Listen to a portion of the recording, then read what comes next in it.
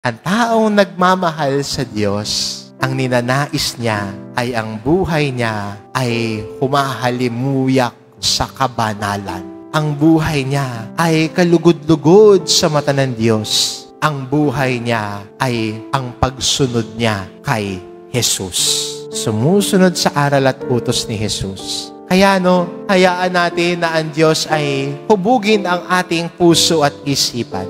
Na sa mga panahon na nagdududa tayo, palitan ng Diyos ng pagtitiwala sa Kanya. Sa panahon na napanghihinaan tayo ng loob, palitan ng Diyos ng katatagan ng puso at isipan. Sa panahon na ang pakiramdam natin ay nag-iisa tayo, tumingin tayo sa Diyos ng pag-asa na nagsasabi, narito ako, kasama mo ako. Maniwala ka sa akin, magtiwala ka sa akin. At sa ating pagsampalataya sa Diyos, tayo ay nagmamahal sa Kanya. At ang nagmamahal sa Diyos, ang ninanais niya ay buhay na kalugod-lugod sa Diyos. Ang buhay na sa pagiging katulad ni Jesus. Ito ang nais natin. Ito ang asamin natin. Dahil tayo mga deboto, hindi lang nagmamahal kay Jesus, kundi sumusunod din kay Jesus. Amen.